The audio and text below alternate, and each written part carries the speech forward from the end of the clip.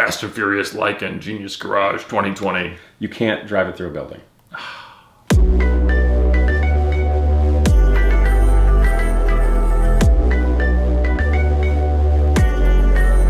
What's up, people? We're going to do the first episode of the Lykan build for Genius Garage 2020 with Ed Bolian. Hey, guys.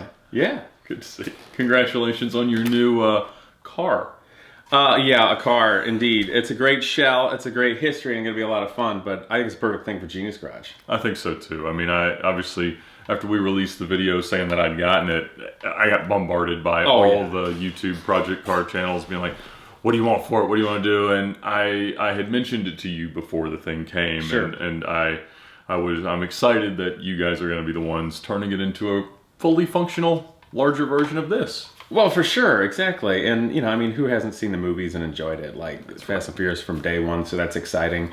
It's exciting. It's a car that's super mysterious. Yes. And obviously, this is just a shell from a movie, but it's the perfect opportunity with Genius Garage to do a big project. Correct. So all that talent, all the engineering, all the craftsmanship, all the business, all the PR can wrap into one, and we can kind of do that together and have fun with it. Sure. Yeah, so just to recap how we came about the car. Yes. I was looking for a chandelier for my garage, and I wanted to get a blown-up Mercy motor, a Lamborghini Murcielago V12, to put kind of some Edison bulbs through and make like a steampunk chandelier, and I got contacted by this guy who had the entire powertrain out of one of the Fast and Furious Mercies from Fast and Furious 8. And I didn't really need a fully functional one. It was way too much money to justify. But in the discussion, he said, well, if you buy this Mercy stuff, I'll give you the Lykan. And so we wound up with the shell of a Lykan Hypersport. Now, it is not one that was used in the movie. Those were all contractually disposed of. However, they were allowed to build 2 more for a Fast and Furious Live stadium show. And this is one of those. The other one was actually built on top of a Porsche Boxster chassis, because a real Lykan Hypersport, supposedly there were 7 of them made, was actually built on really as a Roof CTR3 that was rebodied. So Roof is a company in Pfaffenhausen, Germany, that uses Porsche bodies and chassis and then modifies them rather extensively into insanely high performance cars. So this car would have traditionally had a 3.8 liter flat 6 with 800 horsepower, probably a 997 probably 997 generation 911 motor. But what are you thinking you want to do with it? Well, obviously we're going to build a car. It makes the most sense to find a pre-existing Porsche, yes, and cut it up and use all the bits. Because if you buy a car, that is the quickest way to get mostly everything you need. Right. Okay. And then depending on the model you get, there's going to be loads of aftermarket things that exist to upgrade certain things. And then obviously all of our fabrication engineering gets into how you are configuring that with this into an automobile that works. All right, so you're going to just take a normal Boxster. I think a Boxster's the way to go. It's mid-engine. Right. This is obviously mid-engine. 911's and rear the Boxster Cayman chassis is what the CTR3 was derived from, so that makes sense. How much longer is it? I'm thinking it's about 6 inches. Okay, so you got to stretch it. Where do you think can you?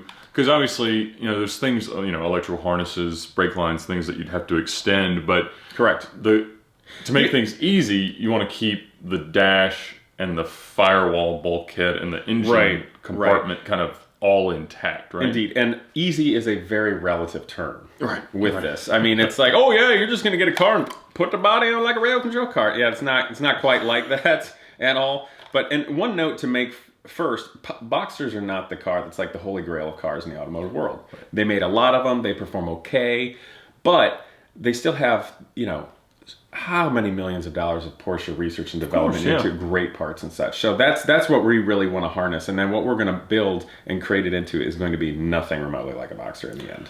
You know well, I mean, you know, I remember in probably 2004 or 5 when the newest generation at that time of the Boxster S came out, Road and Track had a cover article that was like, this car just beat the Ferrari Enzo slalom record. Did it? So it is one of the greatest handling cars ever, certainly within its price range. So we make it a better rigidity. Yeah. We upgrade the suspension, more dial in, more stick, more power, more better.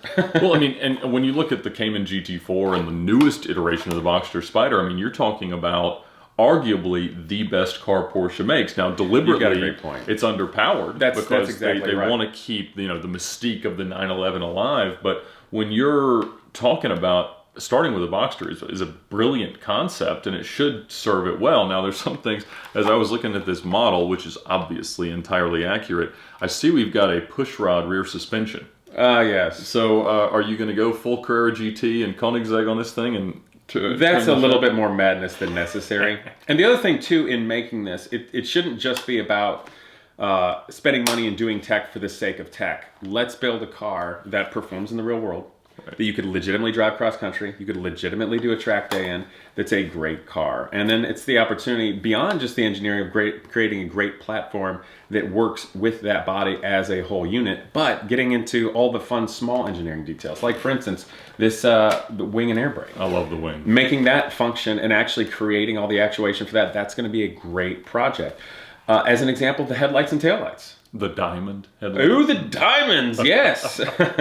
So supposedly the cars were built with 15 carats worth of diamonds. Oh, it's got to be 20 at least. Yes, well, we got to go above that, right? So, I mean, the car was the definition of Middle Eastern opulence. And it was very clearly the product of the management of the company paying somebody to build something that looks crazy, and then contracting Roof as sort of a coach builder to make it a real thing. Now, which is very similar to things like you see with Zagato, right? Or even Glickenhaus did with his Enzo some time ago. I think it's exactly like the P45 Enzo derivative car that Pininfarina did for Glickenhaus, which was the genesis of his now amazing car company that's going to start delivering customer cars, I think, early next year. And so when you start thinking about how that's happened, and as we move into this era of electrification with Tesla and Rimac cars that theoretically could have any body sitting on top of them, because there's not a lot of packaging requirements, like that's a big difference. It's a big deal, and I think it's going to make this a very interesting project, because who knows what's underneath this lovely shell or that lovely shell. Oh, the real ones. Right. Well, no, we never really got to see them do much. Correct. So I have never seen any evidence apart from the silver press car coming to do car events, certainly with the Finier and the newer one, went to Car Week, did fuel runs, stuff like that.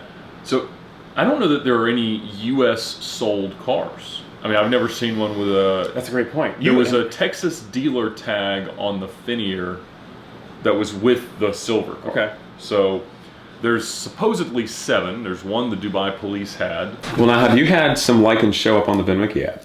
So only one, the VIN for the black car that was originally at the Quail, that used a license plate that has been on a red car. So it's, I'm sure they float around a little bit, but that's the only one. But interestingly, it has like a WE something VIN, which should be Germany. Okay, that's right. So I thought they might have W09 VINs because that's what roofs have. And so like authentic roof-built cars. There's roof-modified cars certainly as well, but a roof-built car has a W09 VIN. But supposedly there's 7 of these things, and they were $3.4 million new.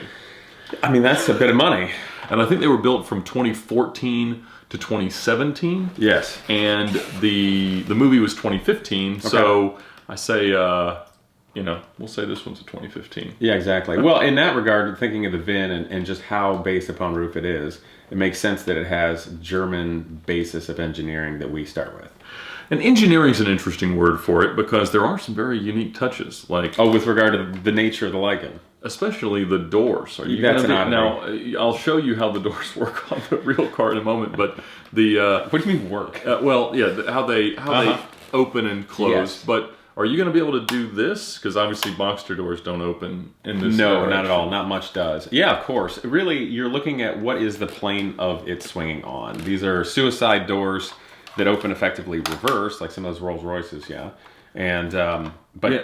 It's kind of halfway between a Phantom door and an Aston door. It's like a backwards Aston door. Yeah. Which I think, I'm going to guess that the struts that they use on a Vantage or GV9 would probably be very, very useful here. That's quite possible. And to check that out, you never know how it actuates, but utilizing pre-existing engineering and production with regard to potentially hinges and latches, if possible, can get you a long way quickly. Now, obviously, it's a Porsche-derived motor. You're Yes. looking at, you'd start with the Boxster premise. Right.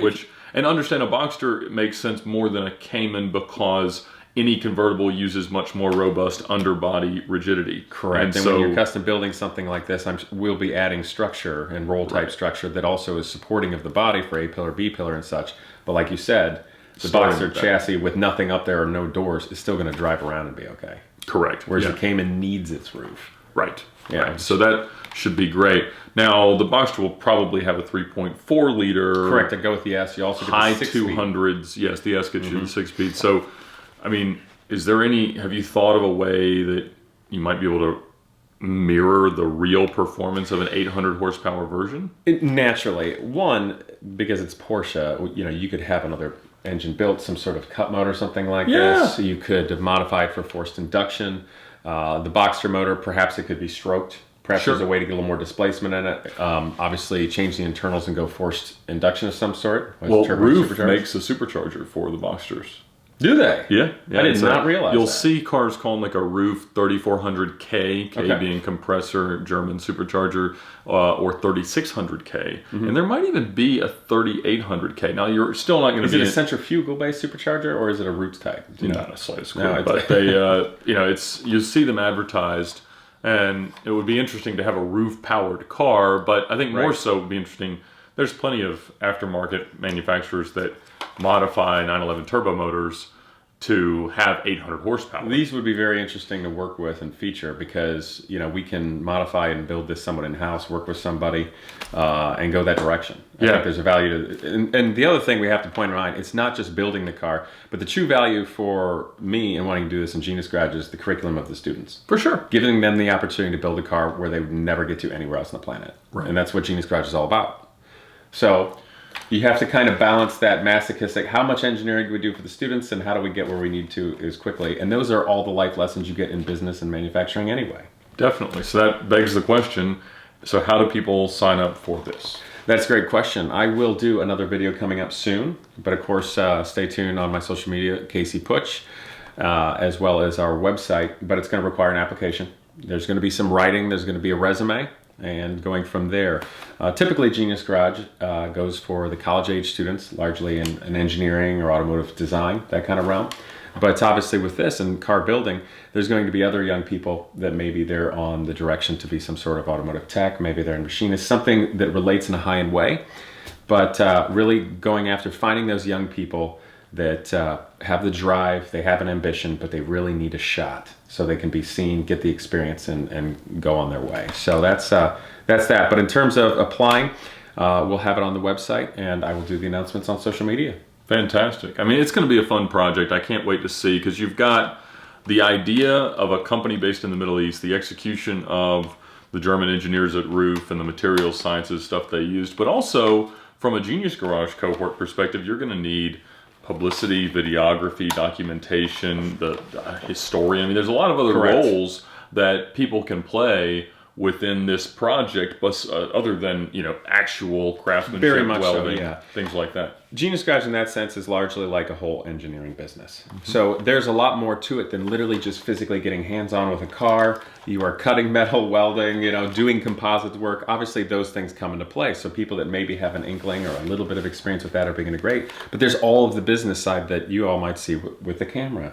Creating all the publicity, setting that up, doing PR, making videos, and presenting that. And those are all great things for a student's portfolio when they're going to get a job too, and being such part of such an interesting project. So there is the business and videography, all that. How many hours do you think it will be put into this car? Well, you haven't really seen it all yet, so why don't we go take a look at it, and I guess that'll be your next video. Yeah, you guys got to come back.